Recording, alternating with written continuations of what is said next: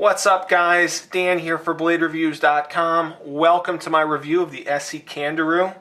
It is a relatively recent offering from ESEE. Small but very sharp. It's been named after a most nefarious jungle catfish that, well, why don't you look that one up? It is interesting for sure, and it definitely creates some mental images that will not soon leave my mind. So the Candiru, small but sharp.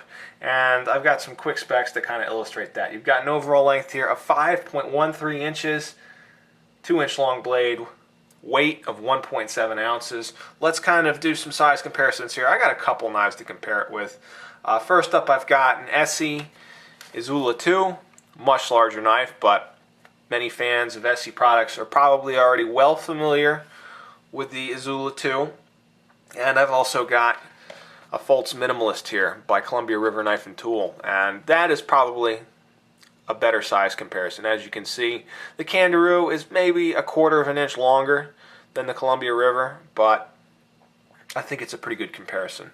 Anyhow, let's pull these off the table and talk a little bit about how you might want to use this knife. What's it for? Since it is pretty interesting. It's a very small knife. For me, I've had a little bit of experience using it as a suburban EDC. Basically, I've used this as a backup knife for some time now, and in that capacity it works really well. It comes with a very slim and discreet sheath, so it's the kind of knife where you can just set it and forget it, throw it in your pocket, and when you need it, it's there. That said, I've also used this as an outdoors blade. I took this up with me to an extended trip to Canada where I had plenty of time to screw around outside, had a lot of yard work and stuff to do, and so I had plenty of opportunities to just play around with the knife, but also use it in that kind of capacity, making fires and just impromptu cut tests on things like wood and rope and all that kind of fun stuff you get to do when you get to spend some time outside camping and things like that. So got a little bit of perspective on both ends of the spectrum here. ESEE also advocates this as a knife for your personal survival kit, or PSK. Some of you guys might know these more commonly as like an Altoid tin survival kit, or maybe something for a small first aid kit. So it's kind of interesting. They've got some different ideas for you. I think it's some of these ideas are better than others just based on the price. It's kind of an expensive little knife, but we'll get into that towards the end. Anyhow, there are some different ways you can use this knife, and I've kind of explained my background with it, so hopefully that's helpful for the review. Let's get into it. There isn't a whole lot to talk about here, but we'll go through it all the same. It's, like I said, small, 2-inch long blade. It's a drop point shape. You've got a partial flat grind. Everything has been coated in ESEE's powder coat finish. This is the green coloration. They also offer this in black and tan, so a couple different choices there. It's a very tough blade. I did some serious pry tests with this tip, basically beating it into a salt weathered log that has been just baking in the heat and by the sand and the spray for months or years, and still really tough and nasty stuff. And I banged this thing into it and did some stuff that I normally would not do with a knife. But I just wanted to test this thing out.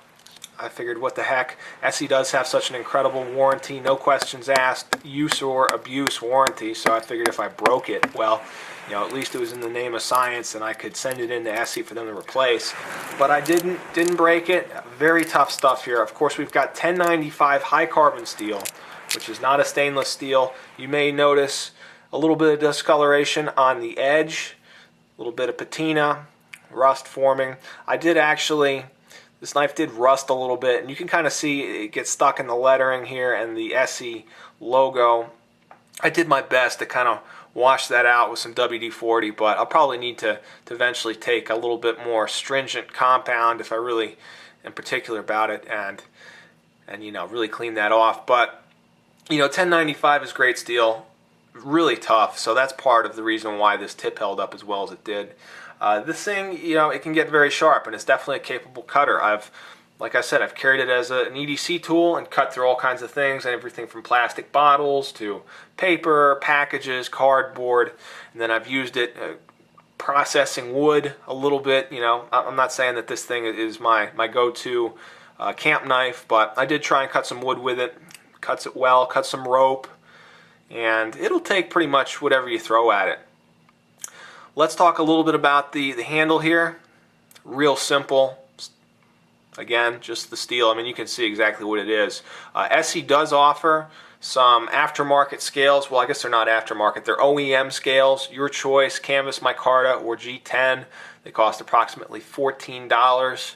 And that would be a nice little upgrade, I think. I'd like to test that out. I'd like to buy those at some point and just see what that does. But like this, stock, it does offer a good amount of grip. There's a little bit of jimping on top. You're able to get 3 fingers on here pretty comfortably. Now, to be honest with you, I'm no bushcrafter. I'm no woodsman. I do like to get out there and screw around, but you know, definitely I'm the kind of guy who will just kind of try to I don't know, use brawn over brains when it comes to some of these kind of outdoor tasks. And so I'm not the most delicate or kind of agile bushcrafter out there. So really, I was fumbling around with this thing a lot. A small handle like this, I found it kind of difficult to control, especially if you want to compare it to something like an Azula 2, where I can easily get a great grip on it. You know, I find it's much easier for carving and things like that. That said, if you have to get by, you can certainly cut with this. I like to do a little pinch grip actually, and that'll work. Or if you're trying to strip bark off of a little branch, or you're doing a little bit of whittling or something, it'll work. But I definitely dropped this thing on a number of occasions. That might be another argument for getting their aftermarket scales. You know, if you get some bright orange scales on this thing, it's going to make it much harder to lose if you were to drop it in the brush or something like that. And trust me, this is, you know, one knife you don't want to lose. It costs almost $50, so the last thing I want to do is leave it in the Canadian wilderness. So, you know, the ergonomics, you know, it is what it is. For a little 3-finger knife like this, I think it's fine, but don't expect to get big knife ergonomics and comfort out of it, especially if you're kind of a doofus when it comes to the whole bushcrafting thing like me. Let's talk a little bit about the sheath. And the sheath is kind of interesting. It is a fold-over nylon style sheath. You have Velcro, you know, retention there. You got a belt loop. There's a plastic insert in here. And, you know, the knife fits in here comfortably. It's discreet. It does work well. My favorite way to carry this is to thread some paracord through this lanyard hole and run that paracord around my belt and attach the other end here and just stick this whole thing in my pocket. That way it's just very easy to get at the knife. No problems at all that way. But, you know, the sheath it's a nylon sheath, and some people probably won't like that. I know Kydex is all the rage, molded plastic is all the rage. And let me, for example, show you the sheath on the CRKT. I mean, I think a lot of people would probably prefer something like this over a nylon sheath. This is totally adequate, but I can't help but wonder how this thing would be like with a Kydex or molded plastic sheath. So, you know, the sheath, it gets passing marks for me. All right, so let's talk final thoughts, because this is where I think things really start to get interesting.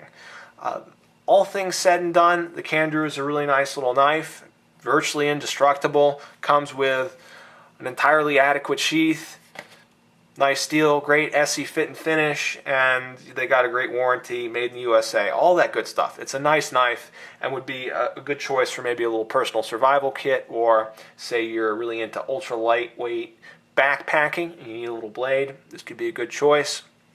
But the million-dollar question in my mind is, you know, how does it stack up to the Azula 2? Do we have an Azula or Azula 2 killer on our hands? And my answer for you guys is an unequivocal no. No way, not in my opinion. And part of that has to do with just the price. So the Candiru, as you see here, the knife plus sheath, cost me $45. And if you throw in a set of OEM scales, which I would tend to recommend, I think that would be a nice little upgrade. At least it would put you on par with this Azula 2. Well, that's an extra $14, $15. So you're looking at $60, and that doesn't even include shipping. Maybe you got, you know, extra $5 for shipping or something. But even at just $60, that's firmly in Azula 1 territory, and you're knocking on the door for the Azula 2. I mean, I paid $70 for my Zula 2, and it came with this rockin' molded plastic sheath, great scales, and it's an awesome knife where you get more cutting edge and a great handle. I feel like it's just much more practical for my style of use. So for an extra 10 bucks, I think it's a no-brainer. Go with the Zula 2. But that said, the Candiru's not bad. I think it would be a slam dunk. I'd have no problem pretty much unequivocally recommending it if for $45 it came with some scales and maybe they fooled around with some sort of plastic or Kydex sheath, like this. Like if you put some scales on the Candiru, you might be able to get away with a molded sheath of some sort for 45 bucks. I think it would be a great deal, all things considered. So that's my beef with the Candiru. I think it is a nice knife, but it just doesn't get my 100% recommendation. So that's the review, guys. Let me know what you think. If you got any comments or questions, agree, disagree, let me know. And I appreciate you watching. Thanks again. Take care. Talk to you soon in the form of another knife review.